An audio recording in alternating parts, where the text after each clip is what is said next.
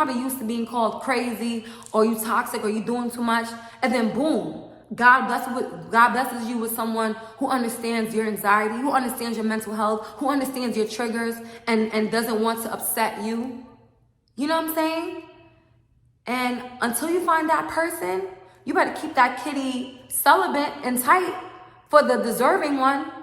All right, that's okay, best friends. So coming in at number 1, how to feel valued and worthy after a failed relationship. Okay, number 1 is extremely important. Write this down. This is important. Make a promise to yourself that whatever you tolerated with your ex or a guy that you were dating, your situationship, your sneaky link, whatever you tolerated, you know, with a man before, that you're not going to tolerate in your new relationship. Actually, I want you to make it a deal breaker. If you start dating a guy and everything is going good, he's cute, he's sexy, he's funny, but you notice he gets angry from time to time, or you notice that, you know, he jokingly curses at you or call you the B word, but he's joking, but you know that's a trigger because your ex used to call you the B word, and you know it had like a negative connotation behind it. Why are you accepting that? Because you like him. Please understand that you're doing yourself a disservice. The red flags, the things that's not so bad in the beginning, is going to escalate and become a freaking wildfire at the end. Nip that ish in the bud. Let him know, listen, don't ever call me that again. My ex used to say that, and that's really hurtful to me. It really triggers me. Give him a warning. If he do it again, then you already know. Take the trash bag and throw the whole dude away. Because what you're not gonna do is be with someone that does similar things to your ex. I mean, because if that's the case, you could have just stayed with your ex. I saw a quote on Facebook and it was just like, I'm not about to tolerate or deal with anything that I could have stayed with my ex for. And I could not agree with that post enough. There's been so many times I ignored the red flags. So many times I felt like, well, my ex was at least worse. My ex did this and this, and all he do was this, so it's not that bad. You know, that's negotiating your self-worth. That's negotiating your value. If you value yourself as a woman, there should be no red flags that you should give an excuse to. Okay? Because the more that you excuse, the less he respects you. The more you let a guy get away with calling you the B word the first time, he gonna do it again. Okay? And after he raised his voice, and you let him raise his voice at you, that's gonna continue. First it starts with the names. First it starts with the yelling, then the names, then he's physically putting his hands on you, and then you wonder like, oh my God, we were so good. I don't even know how we got to this place. You got to this place because you didn't set no boundaries with him. You let him get away with that. All because you felt like, well, your ex was worse. And you tolerated nonsense. Let me tell you something. It's better to be single and alone with your phone dry as hell than to entertain someone that literally, okay, maybe not to full capacity, but literally reminds you of your ex or doing things that your ex did. That's so damaging to your mental health. That's so damaging to your confidence as a woman. Why do you think that you deserve to be treated like that? I get it. You probably was raised in a family where you never seen a good representation of love in relationships. Sis, me too. My mother was never married. Not to put sis business out there, but you know, my mom had 4 kids with 3 baby daddies. All right. And they pretty much all kind of did like the bare minimum. You know what I'm saying? And because she was such a strong, independent woman, and it never really bothered her because she always did it on her own. As I grew up, I felt like, I always felt like, let me be independent and get on my own because you can't rely on no dude. When really, you can rely on a dude if he's good to you, if he's loving to you, if he loves you the way you love him. You know what? I noticed that, you know, I witnessed growing up a lot of dysfunctional relationships. So when I got into dysfunctional relationships where I'm being yelled at or talked crazy to, you know, it was nothing for me to go back because, not to say that I witnessed my mom, you know, in any domestic violence situation. Hell no. She's the first one. Like, if you don't know how to act, she'll leave your ass alone. Like, she was never pressed for a man. And now, as I grew up, I'm not pressed for a man because I feel like it's nothing but drama that comes with them. And I'm absolutely wrong about that. You know, love is a beautiful thing. And because I didn't grow up on love, I always felt like any guy that came in my life is gonna be good. I'm not gonna be happy for too long. It's gonna be good while it lasted. I probably sabotaged my own relationships, with that mentality. And I always thought the worst. Because growing up, I seen it. I didn't see love. I seen survival mode. I seen my mom, being the strong, independent black woman that I grew up to be. But you don't always want to be a strong, independent woman. You want a man that, that you could be an independent, but you can still be vulnerable to. I never seen my mother be vulnerable. So it's hard for me to be vulnerable to a man because I feel like the minute you let your guards down, that's when they take advantage. I never seen that, But I say all of that, ladies, to say this, okay? True love is out there. A man that's going to respect you, that's not going to curse you out, that's not going to do all of this thing, it's out there. But as long as you keep entertaining men that, act like your ex, or you let a few things slide because it's not that serious, you'll never find that Prince Charming. Trust me, I know. All the guys that I've been with, I always felt like in the back of my mind they probably wasn't the best for me, but because my shallow ass in my early 20s, all I cared about is if you look good, eggplant is good, then I don't see nothing, okay? It ain't a red flag to me.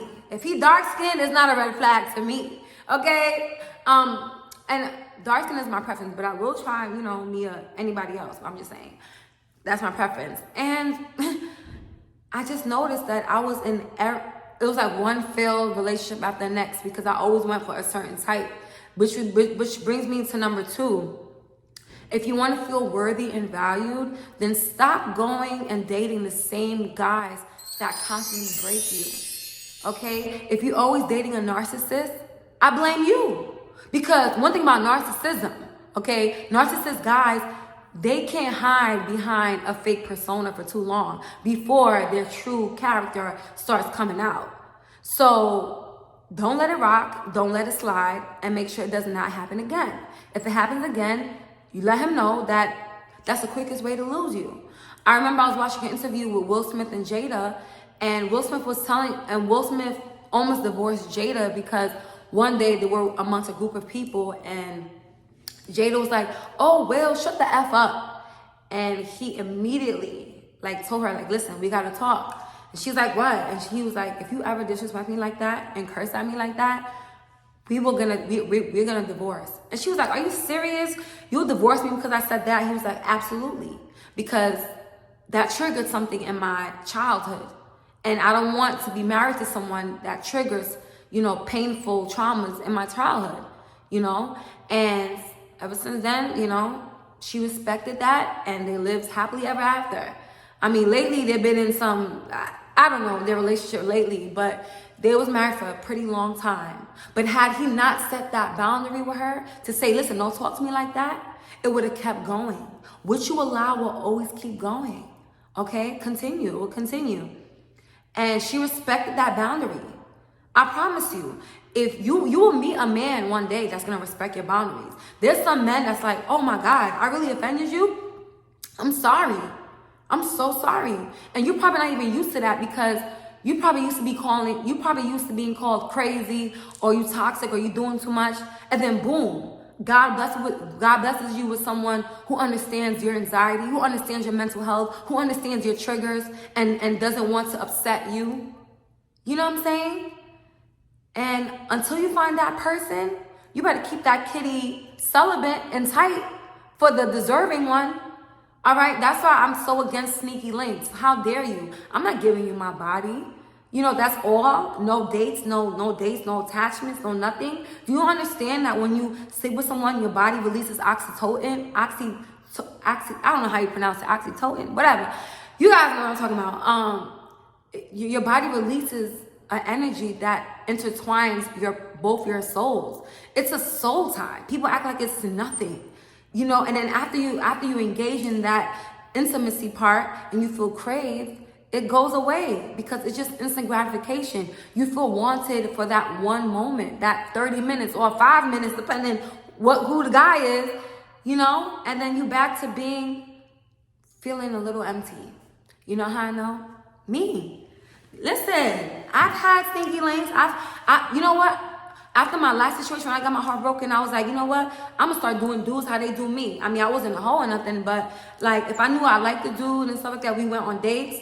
Like, I didn't mind us being intimate. It's like, cause I already put in my head, this is not gonna be my man, and before I catch feelings with him, I'm gonna cut him off. Little did I know that was making me feel even more worthless and undervalued, because it's like, I felt like empowered at the moment. Then after that, I was just like, why did I give my body to this person? He was not that worth that body count. And I just feel like, nah, I don't know what people is talking about in society. Sneaky links is not it. Like, I want whoever I'm with, whoever I'm sleeping with intimately, to only be sleeping with me. Because honestly, that's another thing about sneaky links. You're not the only one that the person is sleeping with. He's sleeping with multiple people. So all those people that he's sleeping with, that's all that energy. When you guys sleep together, is now onto you. And you wonder why you're depressed. You wonder why you haven't been yourself, because you have multiple personalities inside you from that one intimate moment. Especially when you do it without protection. Do you really need that energy? No, sis, you don't.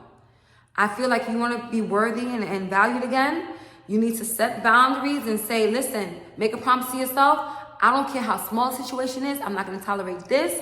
And also, number 2, the hurtful and painful stuff that your ex said to you in your last relationship, I want you to use that as ammunition to boss up. To this day, any ex that ever told me about myself and hurt me so bad, I have saved in my email. Like, whether it was with a friend or a guy that I was dating, I took a screenshot of what they said to me. And every time I feel like I'm not motivated, I read it, all the painful shit they said to me, and I'm like, all right, time to boss up, time to boss up. You know, time to boss up. Anything anybody ever said about me, I actually love it. It makes me want to kill them with success. That's the best way you get out of you. That's the best way you get revenge. You level up. Yeah, come on my page and now you see a house, you know, oh, I lost weight. Oh, a record deal. I'm just speaking that to existence. A record deal. You know what I'm saying? Never sit in that pain. Whatever they said to you is not true. They're projecting. It's not true. And if it is true, then do something about it. Oh, he called you a fat B? All right. I lost weight, so it's good. Oh, he said that you can't dress or you tacky. Okay, I leveled up. Look how I look now. You know what I'm saying? You had a friend that used to talk about your lace wigs. Okay, when I was giving scalp. What? I love it. I love it. I love using what people say about me and bossing up with them same words. You gotta learn to build a house with all the bricks I've been throwing at you, baby girl. Come on now. It's time. You gotta level up. You gotta get your mind focused. Don't let yourself go. Don't sit in that pain. Because when you sit in that pain, it manifests into anger, and then it changes you, and then it's gonna be almost difficult for you to even find a man, because because you just feel so unworthy and unvalued, and you feel so broken. If you feel this way, if you feel unworthy, if you feel unvalued, then you know what? Not valued. Then you gotta constantly speak greatness into yourself. Positive affirmations. I'm not what my ex told me. I'm gorgeous. I'm beautiful. I'm gonna level up this year. I'm gonna do this. I'm gonna do that. And after you say that, really go out there and do it. Really go out there and do it. And then before you know it, you're going to have a different group of people in your life that just gives off a positive, happy aura. And then now you're positive. And then next you know it, you get a man that treats you like gold. And you don't even know how. And it's because your aura, your positive energy, your whole being attracted him to you. You walk in a room and you just light up the room, because you're no longer sitting in that pain no more, and now it translates. That energy translates wherever you go. You ever watch Diary of a Mad Black Woman? She was so broken when her man left her, and she went back and took care of him, and he still had the audacity to talk crazy to her. And you know what she did? She stopped feeling sorry for herself. She met a man that at a random time met a man that wanted to marry her. She freaking bossed up. She became a better version of herself, all because she just, she found a man that valued her, and then she started to write down her feelings. Maybe that's another thing you guys should do. Write down your feelings, how you feel. And then little by little, like the days started to get a little bit easier. And then one day, she told her ex-husband, listen, I found love. I'll always love you, but I found love, and I'm gonna be with him. I'm happy. And it left him looking really stupid in that wheelchair. He was looking really stupid. You know what I'm saying? All that crap he was talking about her, and she done glowed up before his eyes, and he can't even reap the benefits of her becoming a better version of herself. Now another man is enjoying that. That's gonna be your ex.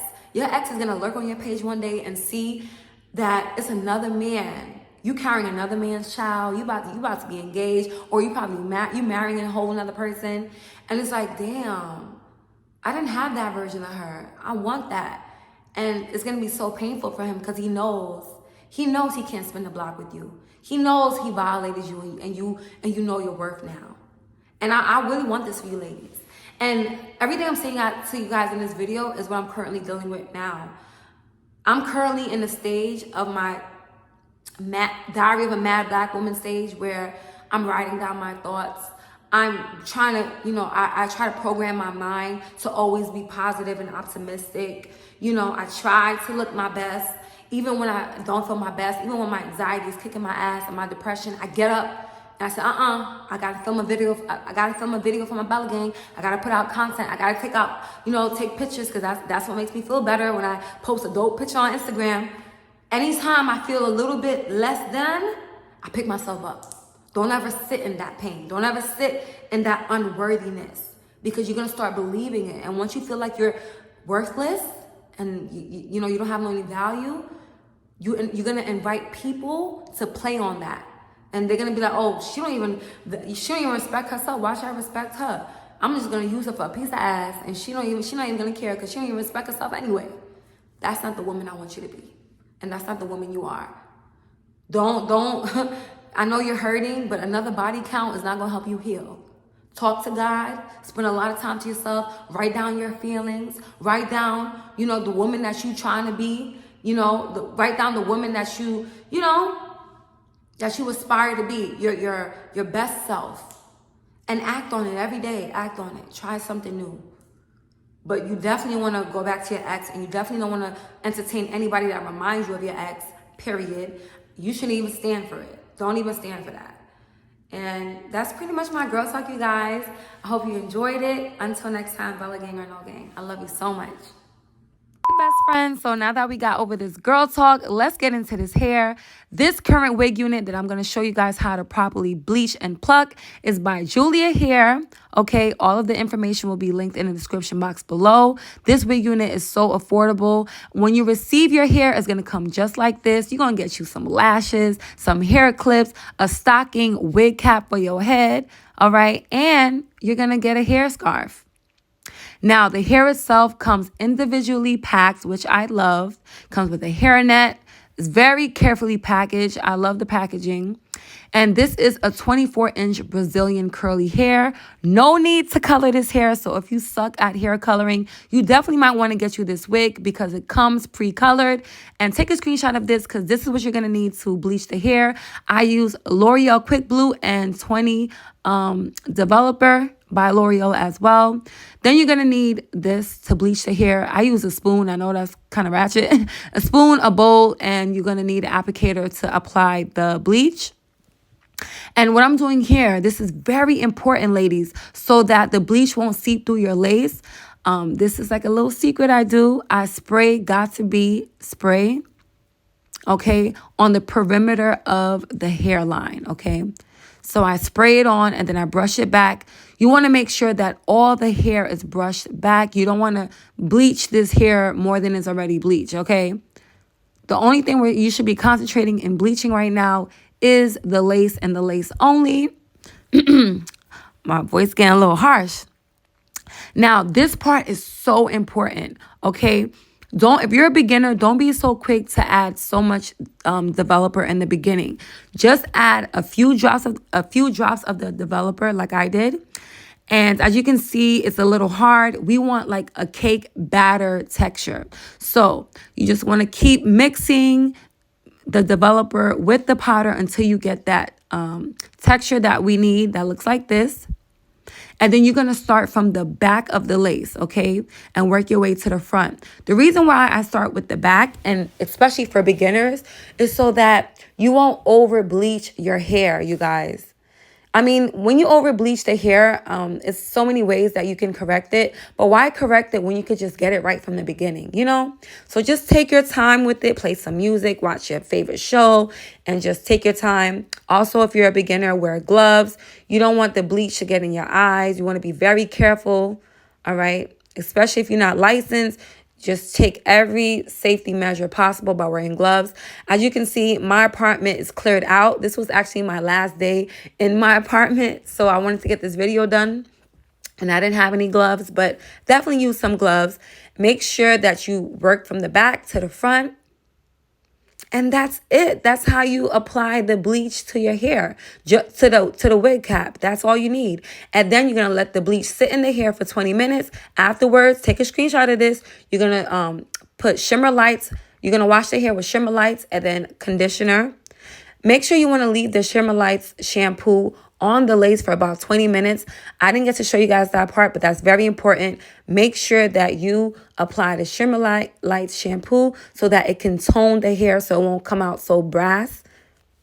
And now we're going to go into the plucking process. It's very simple. All you need is a hot comb. So you want to hot comb the front back. And then you want to begin to pluck behind the hairline. Do not pluck directly on the front because you're going to get bald spots. That's something as a beginner that I used to do all the time. And I literally ruined my wigs. After one wear, it will have holes in them. And also, I know it looks like I'm going really rough on the hair, but you actually want to pluck very gently. Not too soft and gently, but you don't want to rip out the hair, you know? So you want to go at a nice and steady pace. Don't be in such a rush. And this wig unit did come pre-plucked, so I didn't have to pluck that much. But, you know, I still had to, it still was not plucked enough. Like, if you want that natural look, you definitely have to do a little customization of your own. And make sure you invest in a good tweezer. I heard Tweezer Man is a really good tweezer for plucking. Another beginner mistake I made is using any old tweezer to pluck my lace. And listen, the cheaper the tweezer, the more you're prone to cutting your lace, you know, by accident. So make sure you invest in a good tweezer from the beauty supply store. And if you have a cheap tweezer that you're working with, just work really slowly when you're plucking it. Because for some reason, cheap tweezers just gives your wig bald spots, you know, if you're not careful. So pretty much as you can see, you just use Got2b spray. Spray the wig unit in the front. And then go over it with a hot comb and you're done. That's so easy, right? I just showed you guys how to bleach and pluck your wigs. So easy. Now for the final step, you're going to take a concealer that matches your skin tone. And you want to take you like a little makeup brush. Obviously not the makeup brush you use on your face because you're not trying to break out. But that's all you're going to do. You're going to apply a generous amount of concealer to the front. We do this step so that it can blend with our scalp well, and it can allow your hair to give scalp and look like it's coming from your scalp. This method, this step you do not want to skip. This is very essential. You don't want your cap to come off like looking too light, you know. You want it to match perfectly with your own skin. And then after that, what I like to do, I like to add a wig spray. The wig spray that I use is by Eben. You could get it from Amazon. After I apply the concealer, I just spray it with the Eben spray. You could get this from the beauty supply store as well. You spray it in the front, and this is really going to make your lace just melt into your own hairline like perfection. And then I'm going to add elastic. I'm going to sew an elastic band to my wig unit, so when I put it on my hair, it's even more secure. I didn't show you guys the installation process because, oh my God, it's for some reason it was so hard for me to do on camera. I will just let me know if you guys want how I install my wig units, and I will definitely do that for you guys. Until next time, Bella gang or no gang. Mwah.